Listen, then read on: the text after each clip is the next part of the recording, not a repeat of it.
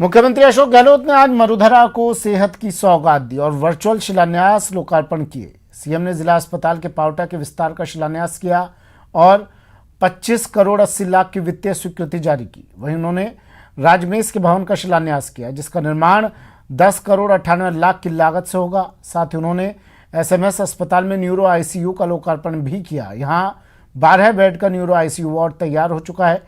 विभिन्न अस्पतालों ने 4D सोनोग्राफी मशीन का लोकार्पण भी सीएम ने किया।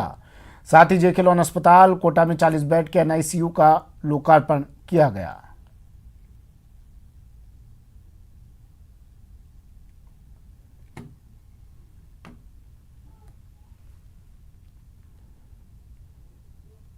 अब भी हमारा जो है फोकस और तो जो भी विकास के काम है, चाहे पानी के हो, बिजली के हो, शिक्षा के, सड़कों के, सिंचाई के, कृषि के, सोशल वेलफेयर के, वुमेन एंड चाइल्ड के, वो तो रहेंगे।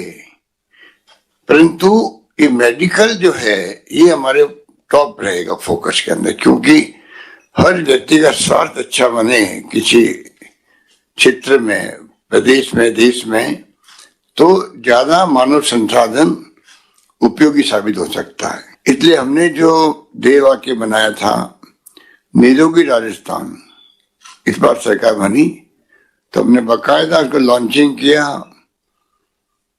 डॉक्टर देवी शेट्टी को, डॉक्टर सरीन को बुलाया, दिल्ली से भी, बेंगलोर से भी, और प्रॉपर तरीके से हमने कहा राजस्थान वो राज्य बनना चाहिए जहां पर प्रिवेंशन ऑफ मेडिसिन की थीम लेके हम चले। आप देख रहे हो कि लगातार उसी पे हम जोर दे रहे हैं। और जो हमने निरोगी राजस्थान की बात की थी, तैयारी की थी, हर गांव में एक महिला एक पुरुष स्वास्थ्य मित्र बने। वो हमारे तैयारी काम आ गई कोरोना के अंदर। उस वक्त नहीं मालूम था कि कोरोना महामारी भी आएगी, पर कोरोना महामारी आई तो जो हमने तैयारी दिसंबर 19 में करनी शुरू की थी वो हमारे काम आई मार्च से। और आपने देखा कि आज जो सब लोग कहते हैं देश के अंदर कि कोरोना के मैनेजमेंट में राजस्थान प्रथम था, तो आप सबके सहयोग से मेडिकल फैसिलिटी और बाकी जितने भी विंग थे, प्रदेशवासी थे, एनजीओ थे, हमने सबको साथ लिया, पॉलिटिकल पार्टी को साथ लेने का प्रयास किया। उत्कृष्ट प्रदेश बने, ये आपकी कल्पना रही। और अभी राजस्थान कितना बड़ा और क्रांतिकारी फैसला आपने लिया है यूनिवर्सल हेल्थ कवरेज का। राजस्थान का प्रत्येक व्यक्ति 5 लाख तक के बीमा के कवरेज के अंदर आप लेके आए हो। हमारे दोनों योजनाओं को, आयुष्मान भारत और ये यहाँ की स्थानीय योजना, दोनों को मर्ज करने के बाद संविदा कर्मियों को भी उसमें जोड़ा, लघु और सीमांत किसानों को जोड़ा, और जो लोग उसके बाद बच गए उनको 800-850 रुपए देके, और वो भी इस योजना की कवरेज का लाभ उठा सकते हैं। मेरे ख्याल से इससे बड़ा क्रांतिकारी कोई कदम नहीं हो सकता। 21-22 की जो घोषणा है, पावटा जोधपुर में जो शिलान्यास किया जा रहा है, उसी 2021-22 की घोषणा का पार्ट है।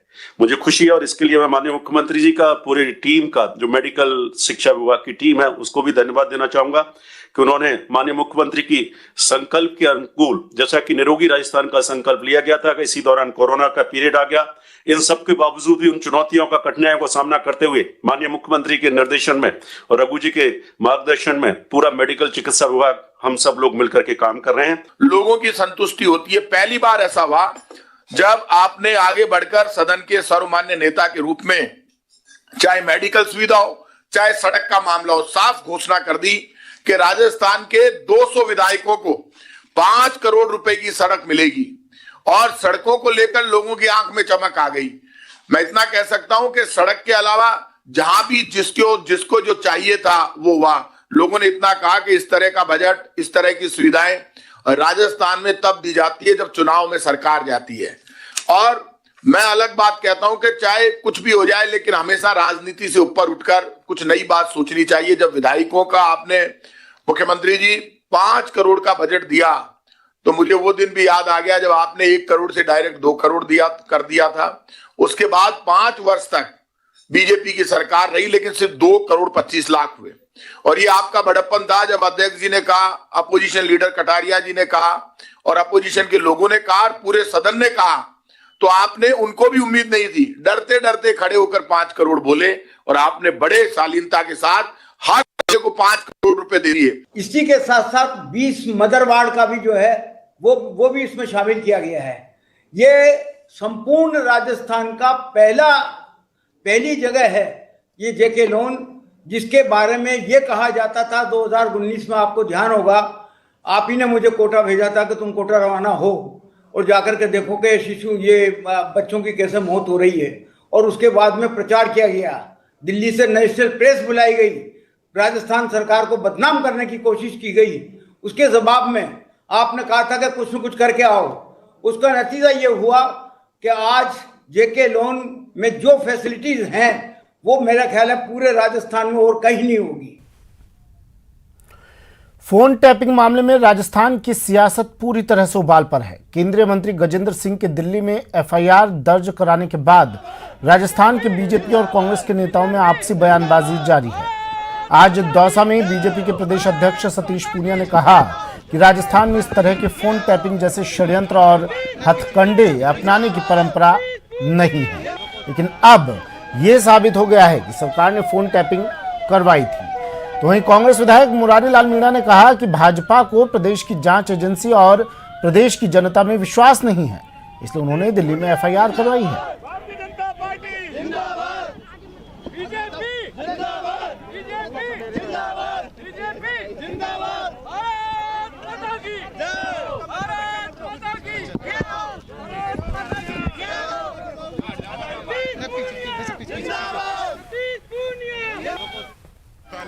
प्रदेश है जहां इस तरीके का षड्यंत्र और हथकंडे नहीं होते थे, लेकिन अब ये साबित हो गया कि सरकार ने टैपिंग कराई है।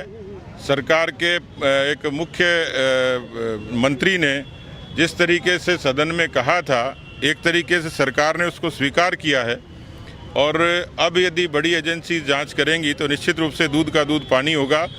ऐसा है, पूरे दूध का दूध पानी का पानी होने वाला है। और एक ही बात है कि जिस तरह से फोन टेपिंग करके एक निम्न स्तर का काम सीएम जैसे इंसान करें वो अच्छा नहीं है। सदन में स्वीकार कर चुके हैं और मुख्यमंत्री जी तो यहाँ तक कह चुके हैं कि अगर ये साबित हो गया तो मैं इस्तीफा दे दूंगा। अब ये स्वीकारोक्ति ही इनका साबित होने का है, तो हम तो इंतजार कर रहे हैं कि वो कब अपनी बात पर टिके रहते हैं।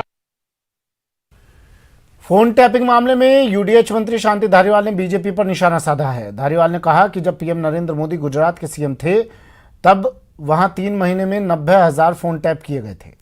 वहीं उन्होंने केंद्रीय मंत्री गजेंद्र सिंह शेखावत पर एक बार फिर निशाना साधते हुए कहा कि वो अपना वॉइस सैंपल देने से क्यों कतरा रहे हैं। वॉइस सैंपल देते ही दूध का दूध और पानी का पानी हो जाएगा।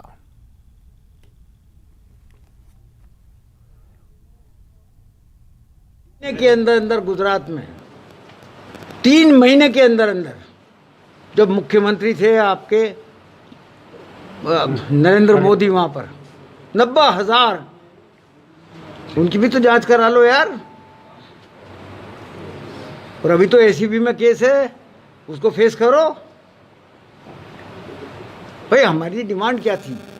हमारी डिमांड तो ये थी कि आप अपना वॉइस कलेक्ट, वॉइस का सैंपल देने में क्यों डर रहे हो, क्यों आगे पीछे हो रहे हो? खुलासा हो जाएगा, दूध का दूध पानी का पानी हो जाएगा। साजिश तो खूब रची गई है, किस तरीके से की गई है ये तो हमें भी समझ में नहीं आ रहा पर है साजिश। आपका वर्ड मिला, आपने आपका वर्ड पकड़ लिया मैंने कि साजिश है। ये तो पुलिस जिसको चाहेगी उसके ले लेगी। आप तो अपना दीजिए। आपके खातिर तो 3-3 रोज तक जो है क्या नाम वो एसीबी दफ्तर का और वहाँ पर का चक्कर, दफ्तर और आपके रेजिडेंस का चक्कर काटती रही और आप चुपते रहे। प्रदेश में बिगड़ती कानून व्यवस्था और महिला अपराधों पर आज बीजेपी नेताओं ने प्रदेश की कांग्रेस सरकार पर जमकर जबानी हमले बोले। इस दौरान प्रदेश बीजेपी के अध्यक्ष सतीश पूनिया ने कहा कि प्रदेश में अपराधों में भारी बढ़ोतरी हुई है। उन्होंने कहा कि प्रदेश में महिला अपराधों पर नियंत्रण करने की जरूरत है। वहीं बीजेपी के राष्ट्रीय मंत्री अलका सिंह गुर्जर ने प्रदेश सरकार को हर मोर्चे पर विफल बताया और सीएम से इस्तीफे की मांग की। बीजेपी नेताओं के जबानी हमले के बाद कांग्रेस विधायक मुरारी लाल मीणा ने पलटवार किया है और कहा कि भारतीय जनता पार्टी को बीजेपी शासित राज्यों में हो रहे अपराध और भ्रष्टाचार को लेकर आत्ममंथन करना चाहिए।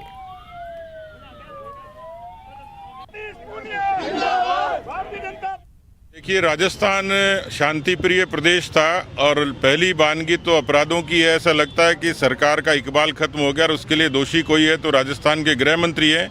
और गृह मंत्री कौन है? राजस्थान के मुख्यमंत्री, जो खुद गृह मंत्री हैं, और उनकी नैतिक जिम्मेवारी है। लेकिन राजस्थान के इतिहास में 6,14,000 मुकदमे ये पहली बार दर्ज हुए और अफसोस ये है कि इसमें 80,000 मुकदमे महिला अपराधों के थे। अभी हम महिला आयोग से मिले, राष्ट्रीय महिला आयोग से, और साथ साथ मानवाधिकार आयोग से भी मिले, तो उन सब ने जो संज्ञान लिया वो वाकई में राजस्थान की सरकार की आंखें खोलने वाला है। राजस्थान सरकार हर मोर्चे पर विफल है, लेकिन लॉ एंड ऑर्डर की स्थिति और महिला अपराधों में तो वो नील बटा नील है। और जो मुख्यमंत्री है वो गृह मंत्री है, उन्हें पद छोड़ देना चाहिए।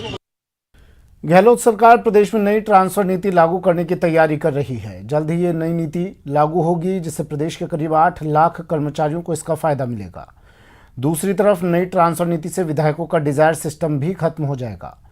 नई नीति से सरकार 3 साल पहले किसी कर्मचारी का तबादला नहीं कर सकेगी, तो खुद कर्मचारी भी 2 साल पहले तबादले के लिए आवेदन नहीं कर सकेंगे। प्रशासनिक सुधार विभाग ने सभी विभागों के सचिवों से सुझाव मांगे हैं। इसके बाद तबादला पॉलिसी का ड्राफ्ट मुख्य सचिव को सौंपा जाएगा और फिर सीएम अशोक गहलोत की हरी झंडी के बाद इसे लागू किया जाएगा। आपको बता दें कि नई पॉलिसी पहले से यूपी, पंजाब, हरियाणा, गुजरात और हिमाचल में लागू है। राजस्थान हाईकोर्ट ने भी 2014 में ट्रांसफर पॉलिसी लागू करने के लिए सरकार को नोटिस जारी किया था। हालांकि शासन सचिवालय, राज्यपाल सचिवालय, विधानसभा सचिवालय, पुलिस, गृह रक्षा और होमगार्ड के वर्दीधारी कर्मचारियों पर ये नई ट्रांसफर नीति लागू नहीं होगी।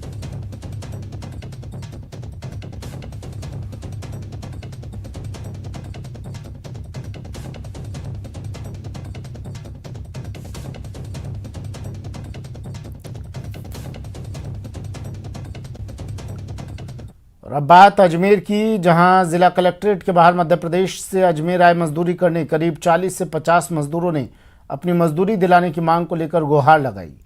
पीड़ित मजदूरों का आरोप है कि वन विभाग में काम करने का वादा कर ठेकेदार उन्हें यहां लेकर आया था और काम पूरा होने के बाद जब उन्होंने पैसे मांगे तो ठेकेदार ने उनके साथ गाली गलौज और मारपीट की। पीड़ित मजदूर बढ़ते कोरोना के मामलों से डरा हुआ है और साथ ही होली के पर्व पर अपने गाँव जाना चाहता है, लेकिन पैसों के अभाव की वजह से यहाँ भटक रहा है।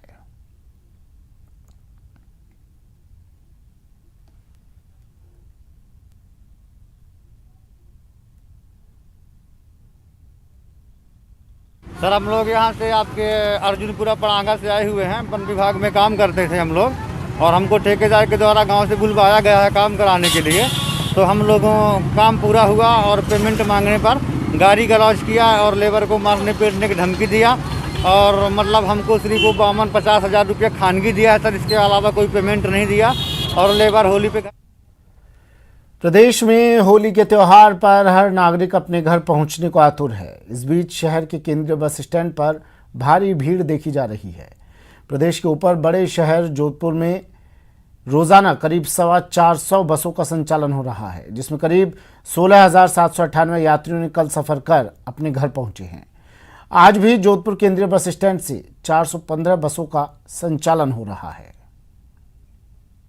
होली का त्यौहार है और ऐसे में हर शहर में आने जाने वाले यात्रियों की भीड़ है। मैं इस वक्त केंद्रीय बस स्टैंड पे हूँ, जहाँ देख सकते हैं कि होली को देखते हुए तमाम जो यात्री हैं अपने अपने घरों पर पहुँचना चाहते हैं और ये लंबी लाइन इस ओर इशारा कर रही है कि आखिर लगातार जो यात्री हैं वो पहुँचना चाहते हैं। उसको लेकर रोडवेज प्रबंधन ने बहुत काफ़ी मशक्कत की है, तैयारियाँ की है। करीब 450 बसों का संचालन जोधपुर डिपो से लगातार हो रहा है, जिसमें बाहर की डिपो की गाड़ियां भी आती हैं और करीब 90 जोधपुर डिपो की गाड़ियां चल रही है। कल 16,798 यात्रियों ने सफ़र किया था, तो ये आंकड़ा 4,000 करीब बढ़ा है। आमतौर पे 11 से 12,000 यात्रियों की रूटीन यहाँ पे आवक जावक रहती है, लेकिन कल ये आंकड़ा करीब 16,000 से ऊपर गया है। तो यानी साफ तौर पे पता चलता है कि आखिर होली को देखते हुए लोग यहाँ पे जा रहे हैं और जिस तरह से यात्री भार बढ़ा है उसको देखते हुए रोडवेज प्रबंधन ने भी खास तैयारी की है। ये तमाम गाड़ियाँ हैं जो अलग अलग स्टेट में भी जाएगी, अलग अलग राज्यों में भी जाएगी, राजस्थान के अन्य शहरों में जाएगी और ऐसे में करीब 450 बसें का संचालन यहाँ पे हो रहा है, जिसको देखते हुए खास इंतजाम किए गए हैं। जहाँ तक कोविड गाइडलाइन की बात करें, आप देख सकते हैं कि ज़्यादातर यात्रियों ने मास्क लगा रखे हैं। यहाँ पे टेम्परेचर चेकिंग हो रही है, नगर निगम और हेल्थ डिपार्टमेंट की स्क्रीनिंग की टीम यहाँ पे मौजूद है।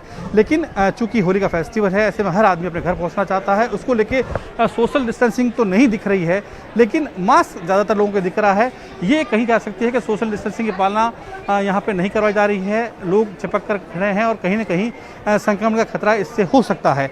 तो ये एक कमी साफ तौर पे यहाँ पे नज़र आ रही है। लेकिन जहाँ तक बात व्यवस्थाओं की करें तो व्यवस्थाएं रोडवेज ने की है और करीब 450 बसों में करीब 17,000 यात्री आज भी सफ़र करने की उम्मीद है। सहयोगी शेर सिंह के साथ ललित सिंह, न्यूज़ 18 जोधपुर।